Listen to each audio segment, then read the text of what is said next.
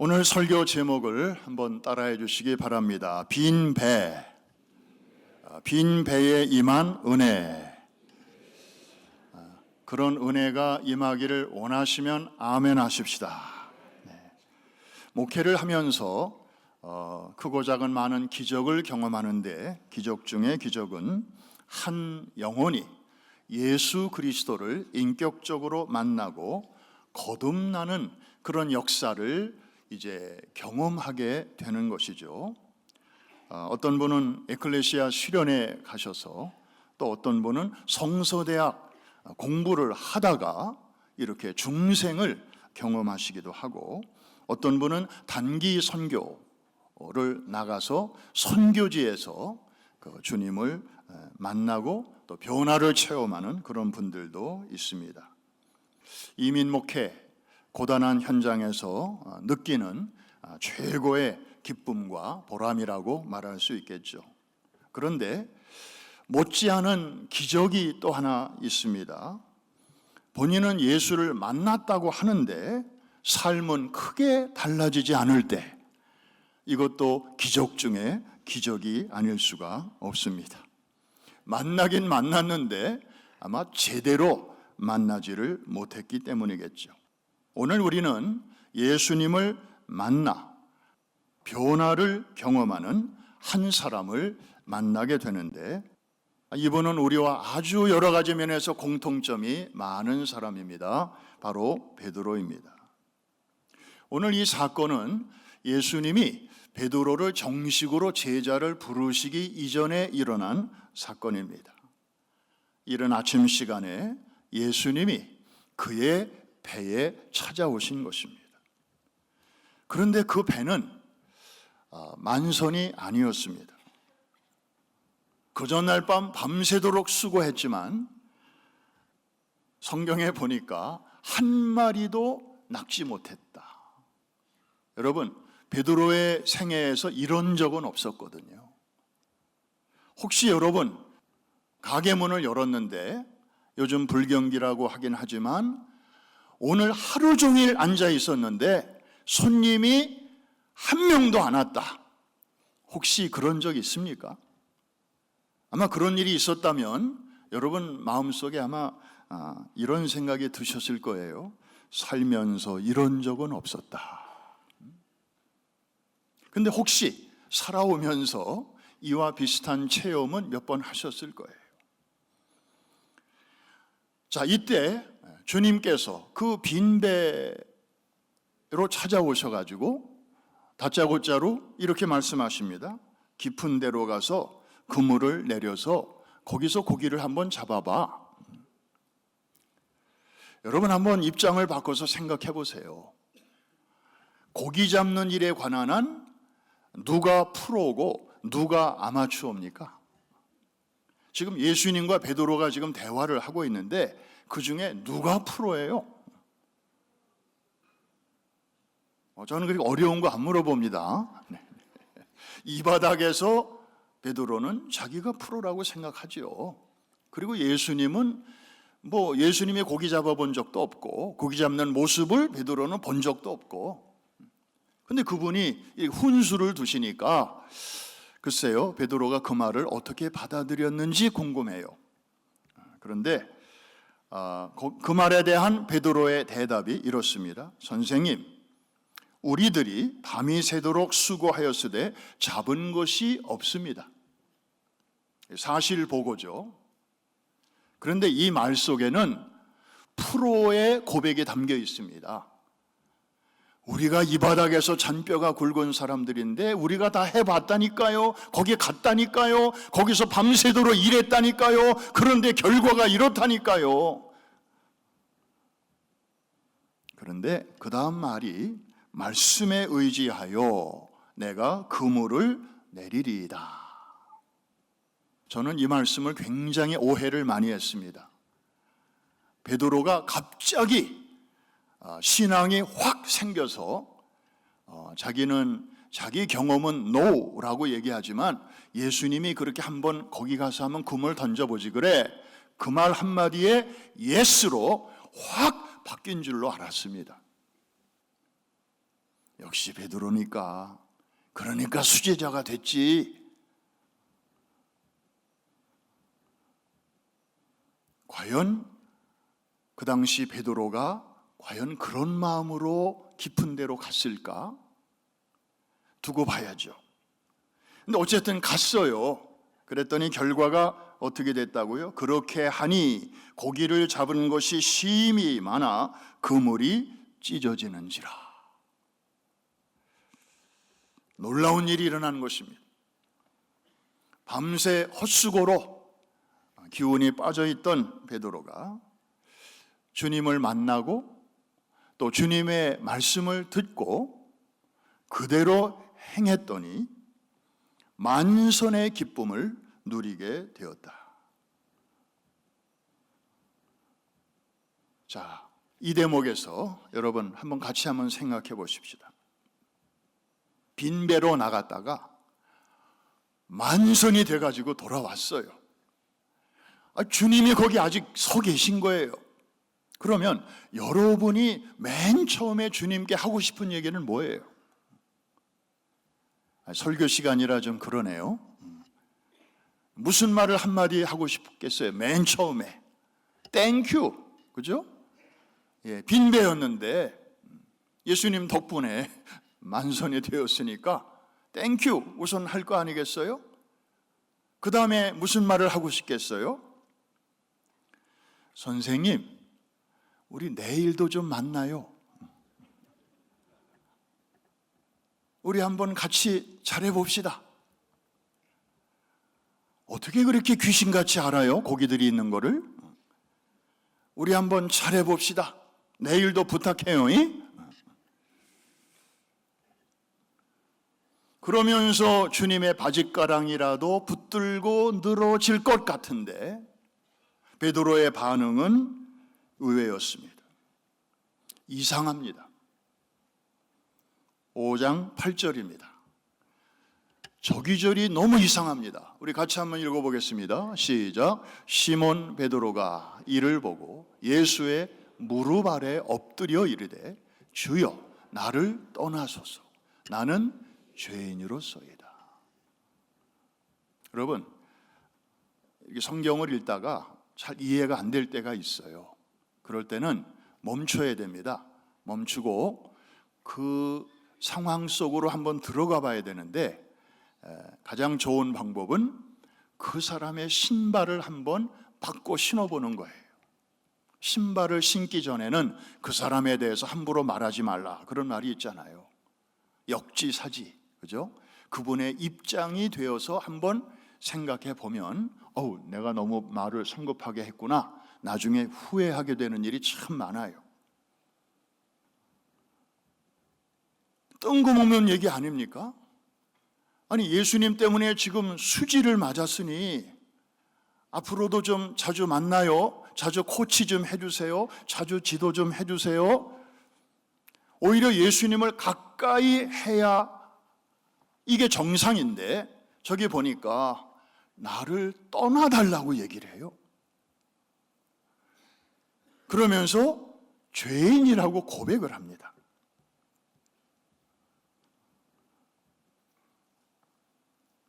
여기서 우리는 아까 베드로가 빈배를 가지고 어떤 마음으로 깊은 곳으로 갔을까에 대한 그런 답을 좀 얻을 수가 있습니다. 사실 베드로의 순종은 온전한 순종으로 볼 수는 없습니다.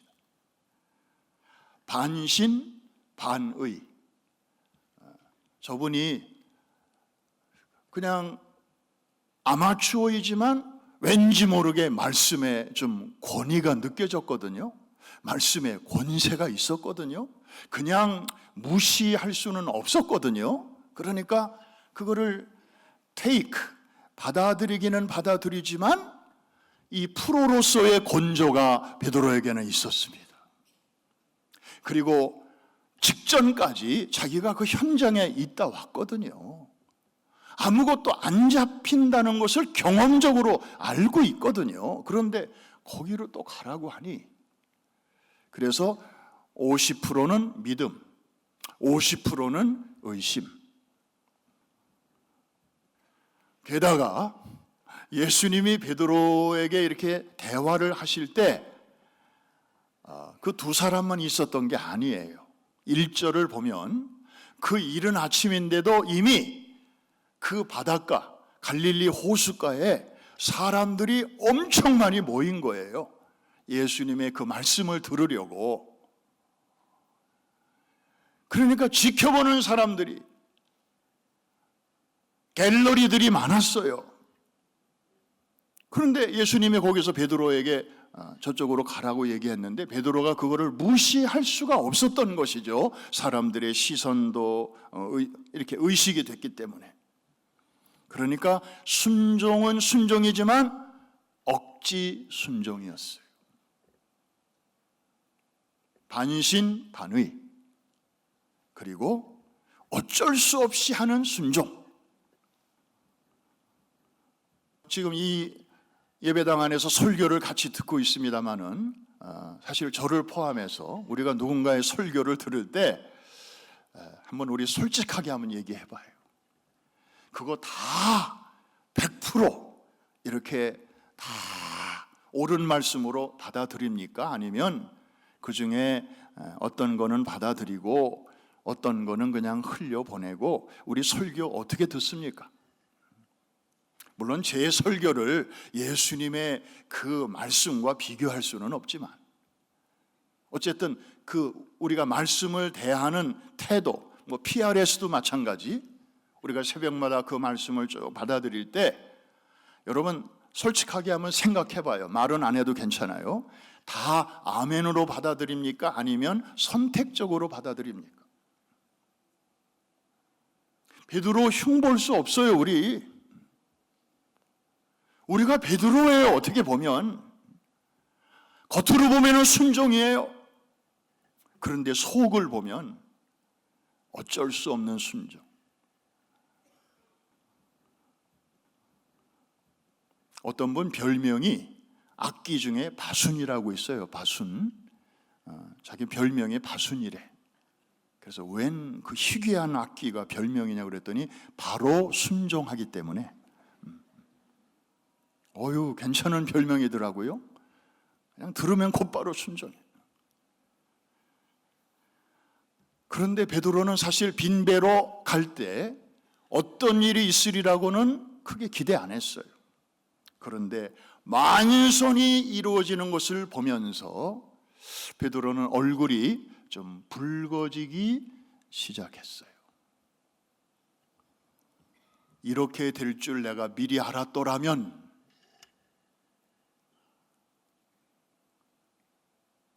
그런 마음으로 여기 오진 않았을 텐데.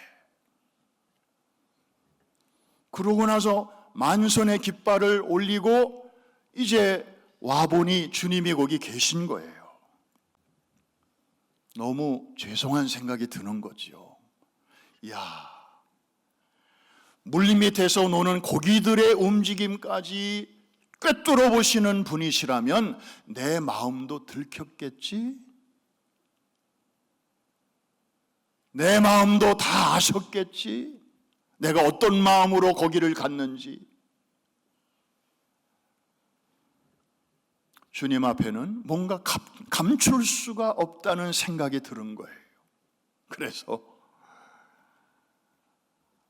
주님의 무릎 앞에 엎드러졌고 자기를 떠나달라고 이런 얘기를 하고, 보통 사람 같으면 예수님을 좀 더 가까이 하면 내게 유리하겠다, 저분하고 같이 하면 큰 돈 벌겠다, 뭐 이런 생각을 할 수도 있을 텐데 떠나달라고 얘기합니다.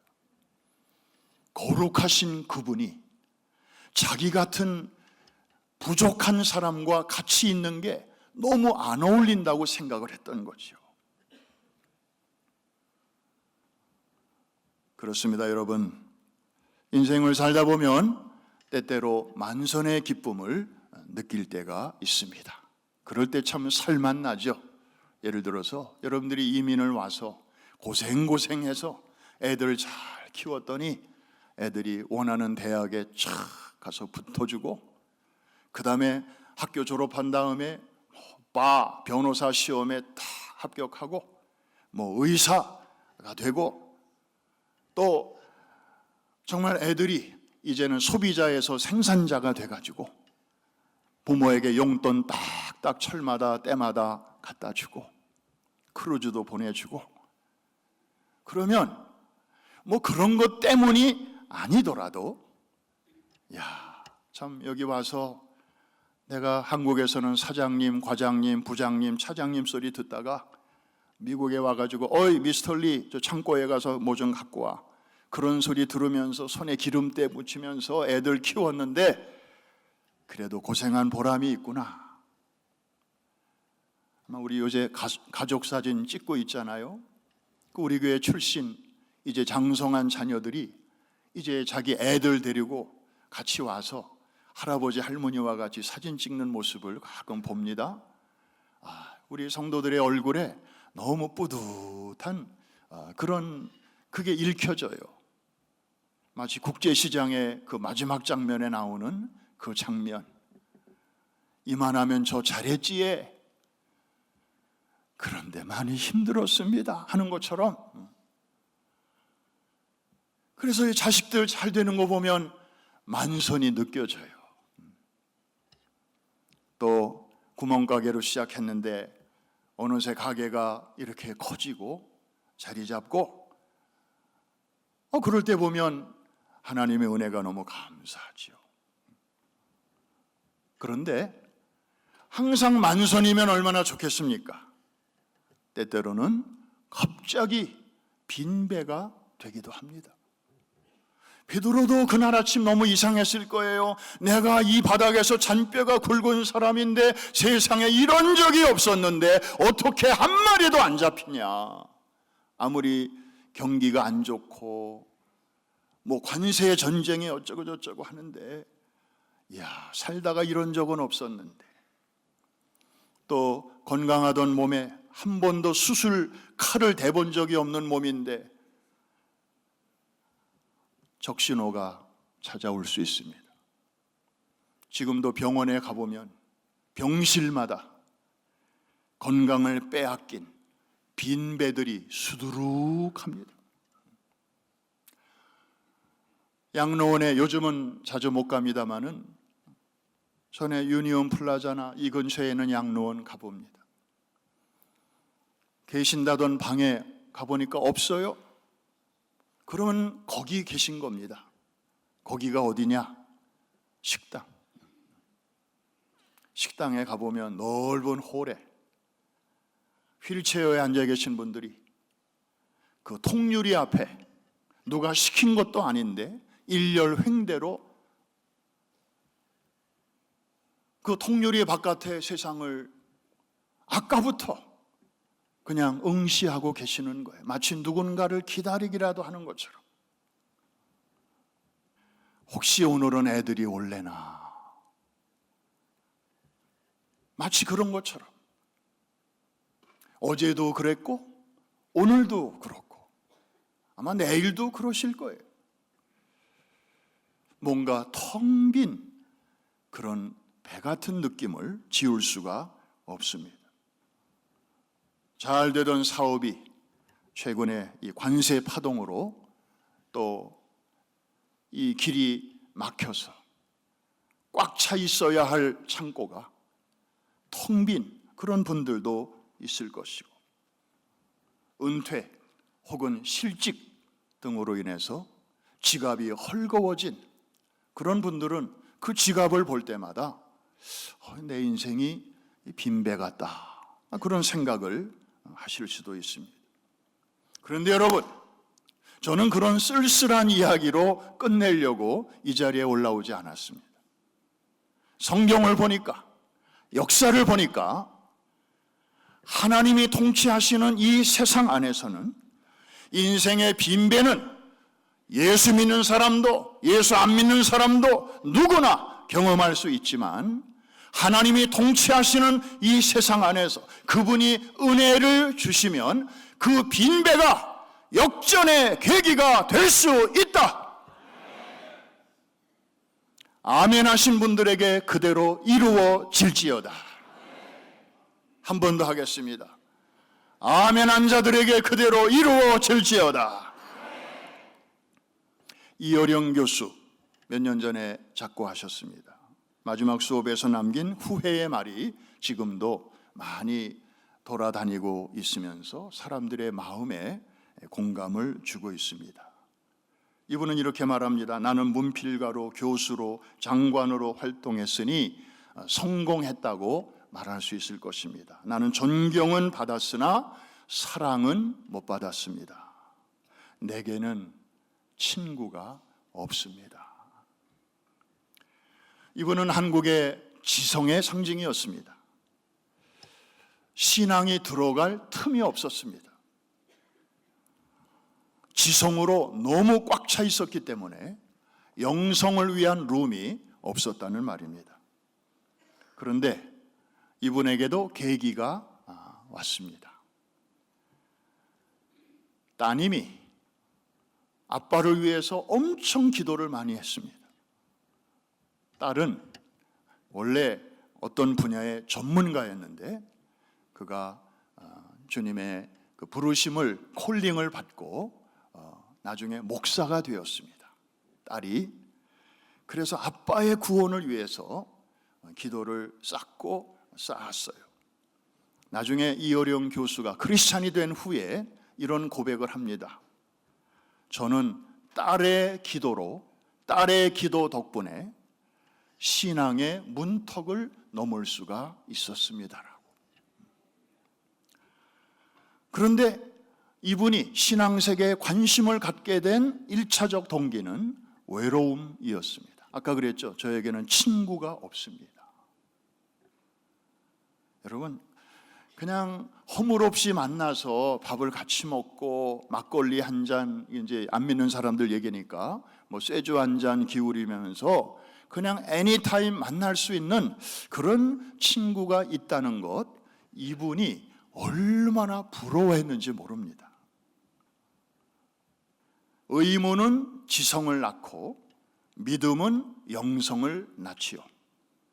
그런데 결국 이분이 그 지성으로 똘똘 뭉쳐 있었던 그 마음에 그 외로움을 통해서 이제 이렇게 빗장이 이렇게 문이 조금 열리게 되었고, 따님의 기도로 하나님의 은혜의 햇살이 그 틈으로 이렇게 들어오면서 이분이 이제 신앙세계로 들어오게 되었고, 그때 지은 책이 아주 공전의 히트를 치지 않았습니까? 아마 여러분의 책장에도 한 권 정도는 꽂혀 있을 텐데, 그때 쓴 책이 지성에서 영성으로라는 책이었어요. 이분에게는 그 외로움의 경험, 주변에 아무도 없고 정말 친구가 필요한 때에 텅 빈 빈배와 같은 그런 상황을 통해서 이제 예수님이 들어오신 거죠. 할렐루야. 아마 그것마저도 넉넉하게 채워져 있었더라면 이분에게는 영영 주님 만날 기회가 없었을지도 모릅니다. 빈배의 위기가 축복의 디딤돌이 된 것입니다.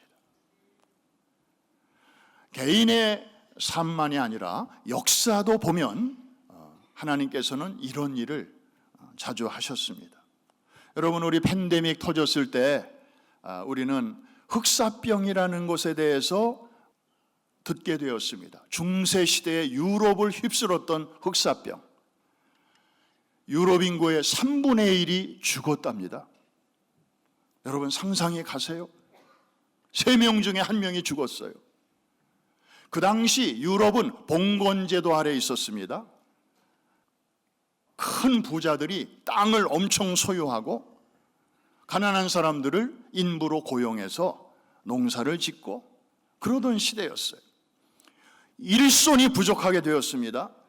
그러니까 돈 많은 이 주인들이 이 없어진 사라진 노동력을 대신할 만한 뭔가가 필요해서 그때부터 기계들을 연구하기 시작합니다.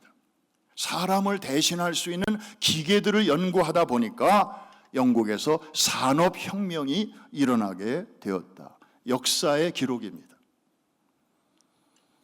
산업혁명이 일어나니까 거기서 자본주의라고 하는 것이 태동하게 되었고 결국 이것이 유럽의 선진화를 가져오게 되었다는 것이죠.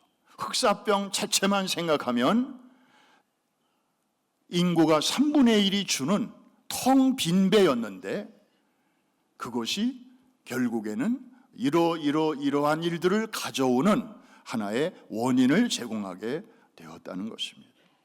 여러분, 그게 전부가 아니었어요. 무서운 전염병이 이 육지에 내륙에 막 창궐 하니까 사람들이 바다에 관심을 갖기 시작했습니다. 바다에는 전염병이 없겠지. 바다로 나가면 안전하겠지.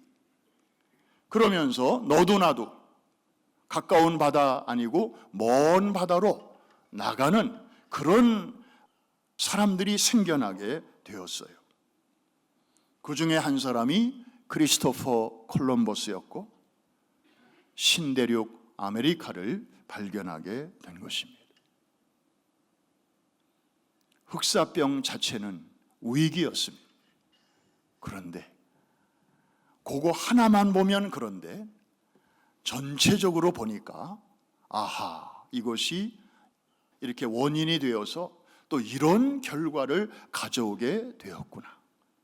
역사라는 것은 이렇게 서로 물고 물리면서 원인이 있고 결과가 있고 그러면서 이게 발전하는 것이니까. 사랑하는 성도 여러분, 개인적으로도 그렇고 역사적으로도 그렇고 빈배는 위기인 것은 맞지만 그것이 때로는 기회가 되기도 한다는 사실. 베드로에게도 말도 안 되는 그런 위기가 만선의 축복으로 이어졌듯이. 할렐루야. 그런데 여러분, 마지막으로 한 가지만 같이 생각해 보십시다. 베드로가 이날 아침에 누린 최대의 축복은 무엇이었을까요? 과연 만선 그 자체였을까요? 아니면 그 이상의 무엇이 있었을까요? 사실 만선의 축복은 오래가지 않습니다. 시장에 내다 팔면 평소보다 많은 돈을 얻을 수가 있겠죠. 그러나 그게 한 달, 두 달, 1년 가지 않습니다. 그거는 그냥 그때의 기쁨으로 끝나는 거죠. 그런데 베드로에게는 그 너머에 있는 더 놀라운 은혜가 기다리고 있었습니다. 그것은 바로 예수님이 베드로의 인생에 찾아오신 것입니다. 그의 빈배에만 찾아오신 게 아니고 베드로의 인생에 올라타셨다는 것입니다. 우리가 살아가다 보면 베드로처럼 빈배를 경험할 때가 있습니다. 그러나 곰곰이 생각해 보면 베드로에게 있어서 빈배는 나중에 보니까 이게 축복의 통로였습니다. 왜냐하면 빈배였기 때문에 예수님이 찾아오셨습니다. 할렐루야. 아까 말씀드렸죠? 그날 아침 이른 시간인데도 육지에는 사람들이 가득 차 있었어요. 예수님이 말씀을 하셔야 되는데 저 뒤에 있는 사람들에게는 보이지도 않고 들리지도 않고, 그래서 예수님은 이제 바다로 나오신 거예요. 빈배를 찾으신 거예요. 배 위에서 말씀하시려고, 배 위에서 사람들을 마주 보시려고. 그런데 마침 베드로의 배가 그 전날까지는 뭔가 차 있었는데 그날따라 빈배였기 때문에 예수님이 찾아오신 거예요. 이해가 되시면 아멘. 빈배였기 때문에 베드로와 예수님 사이에 대화가 가능했습니다. 그리고 빈배였기 때문에 예수님이 그의 배를 말씀을 선포하시는, 천국 복음을 전하시는 강단으로 사용하실 수가 있었습니다. 그리고 결정적으로는 마침 그의 배가 텅 비어 있었기 때문에 그물을 순종하여 던졌을 때 찢어질 정도로 올라온 많은 고기를 그 배에 담을 수가 있었습니다. 아마 배 안에 이것저것 잡동사니로 가득 채워져 있었다면 고기를 그렇게 많이 잡아 올렸어도 다 실지도 못했을 것입니다. 비어 있었기 때문에 가능한 것이죠. 만일에 그날 아침에 예수님이 베드로의 배 근처로 오셨는데, 베드로야, 내가 좀 네 배를 좀 쓰고 싶은데 빌려줄래? 근데 고기가 좀 있었어요. 밤새도록 잡다 보니까 좀 고기가 잡혔거든요. 그랬다면 베드로가 뭐라고 대답했을까요? 저 같으면, 여러분 같으면 뭐라고 대답했을까요? 선생님, 좀 곤란한데요? 아유, 밤새도록 잡은 고기들이 지금 이렇게 배 안에 있는데 이거 예수님한테 빌려드리면 그 사이에 얘네들 다 죽어요. 싱싱할 때 내다 팔아야 가격을 잘 받았거든요. Sorry, 미안합니다. 나 지금 시장 가야 돼요. 아마 이렇게 나오지 않았겠어요? 여러분 중에 나는 노력을 그렇게 하는데, 나 나름대로 신앙생활 열심히 하는데 왜 아직도 내 배는 빈 배냐, 이렇게 좀 따지고 싶은 분 혹시 계실지 모르겠습니다. 좀 그런 섭섭함과 불만의 마음을 가지고 하루하루 살아가시는 분 왜 없겠습니까? 그런데 여러분, 잘 오셨습니다. 오늘 이 말씀을 듣고 여러분들의 시선을, 생각을, 관점을 조금만 바꿔보시기를 바랍니다. 주님이 여러분의 빈배를 다 보고 계시잖아요. 주님이 그 빈배를 바라보시고 여러분에게 다가오십니다. 그리고 깊은 곳으로 여러분을 인도하십니다. 깊은 믿음의 경지로 우리를 이끌어 가십니다. 여러분의 배가 이것저것으로 채워져 있다면 이런 일이 일어나기가 쉽지 않아요. 여러분 그거 가지고 다 계산이 있고 생각이 있고 꿈이 있고 비전이 있기 때문에 예수님이 아무리 말씀하셔도 아이고 그냥 하시는 말씀이지 뭐, 나는 나대로 계획이 있어요. I want to go my way. 근데 아무것도 없을 때 주님이 뭐라고 말씀하시면 설령 그게 썩 마음에 들진 않아도 no choice, 베드로처럼 가게 되는 거예요. 그런데 주님은 우리를 그렇게 이끌어 주시면서 텅 빈 배를 꽉 찬 만선의 은혜로 갚아 주십니다. 할렐루야.